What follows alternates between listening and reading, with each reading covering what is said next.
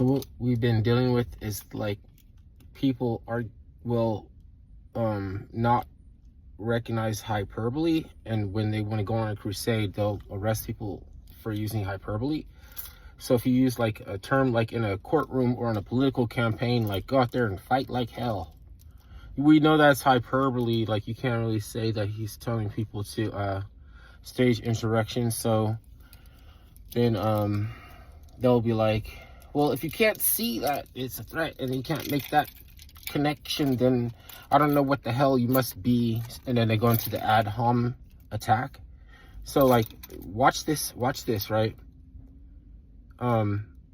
If it's not hyperbole, you should win in court. So like, if they don't win in court, then they're like, oh, it's rigged or something. But then just don't get popped for something worse. And then they always get popped for something worse. So it's like, you know how you could say, you could see someone's altars, like, tell me your beliefs and I could see your altars. It's not really them who's in charge of their own energy, because it's not them who actually is concerning themselves with whether or not that precedent keeps up with other people. Then they go out and break the law. Like, even that is the effect of getting directives from bad ideology and stuff. Like, it's not really anything that they could have ever cared about, because who makes time to make that your whole modus operandi and your whole focal in life? Like, nobody, right? So you're just like responsible for yourself, and then it becomes important to know the difference, because you don't like libel people, you don't like putting false witness or bearing false witness on people and all that shit, gossip, wars and rumors of wars. Because there's also that part of like, you know, like propaganda causes the more propaganda, and sometimes that propaganda is good. Like, so it's like there's good propaganda that's a result of propaganda, like it's reverse propaganda. And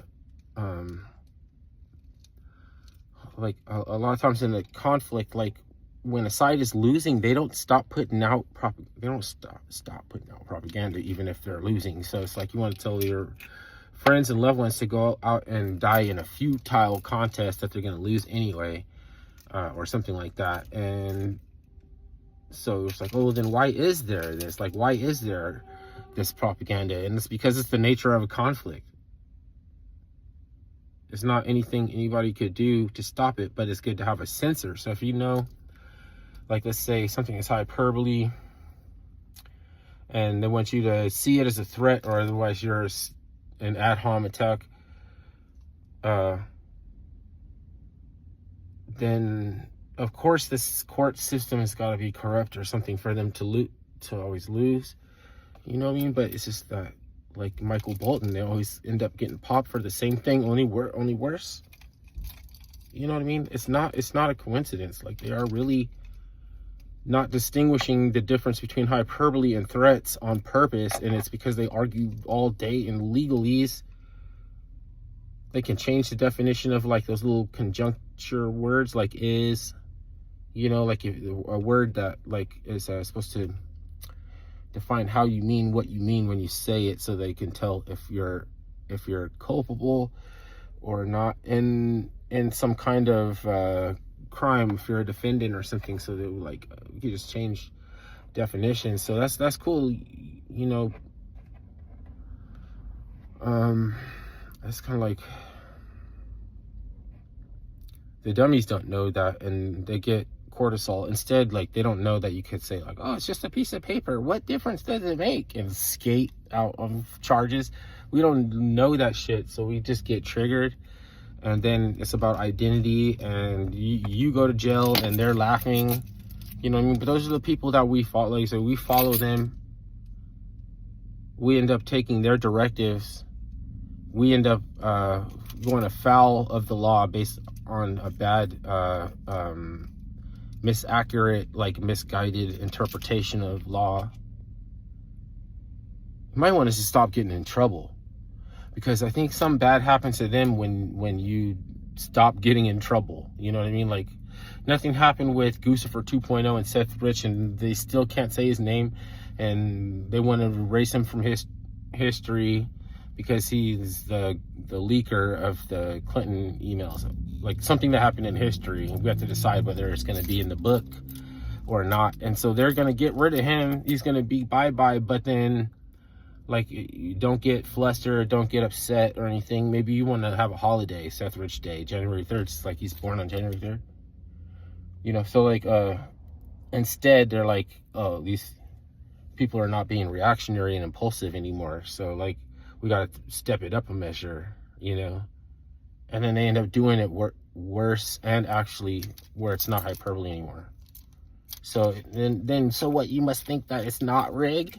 First, it's like, you must think that you must be, not see the correlation in the hyperbole. Now it's like, oh, you don't, like, now you're like, and it's like they're thinking that, a populist president that's not even in good with the RNC is somehow an oligarch.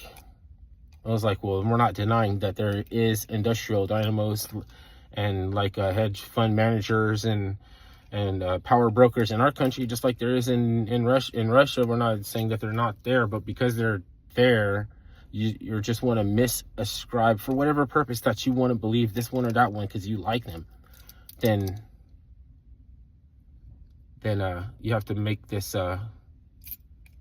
well, you know, it just wouldn't stand to follow, like it wouldn't follow that it's preclusionary. Like you would just get it. So I'm just telling you, why aren't you getting it then? Like, why don't you see this way, that way, my way? Or was you a fucking idiot? Which isn't illegal. It's not legal yet to call anybody a fucking idiot. But wait until they get organized and then start, like, you know, planning events and stuff like that. And they're leaving like bottles of lighter fluid and fucking bricks and like, or like leaving like, or somebody brought zip tie or somebody always just stay away from places like Cracker Barrel, you know, because there's going to be a focus group. And then, you know, there doesn't have to be any drama, or who cares about that really that much. I mean, it's a little bit, you know, like not ironic. And then, so it's a focal point of like interest, like, oh, so what's up with that? Our company's going to start like throwing away their brand and choosing brutalist architecture. But it's not that serious for me. I want to go and interact with the people that are fucking, you know, like their point is to go and park in parking lots so that other cars can't park there, so that they'll be like boycott or something. And then it's like, then there's going to be like gay ops, and there's going to be like feds there, and there's going to be all weird shit.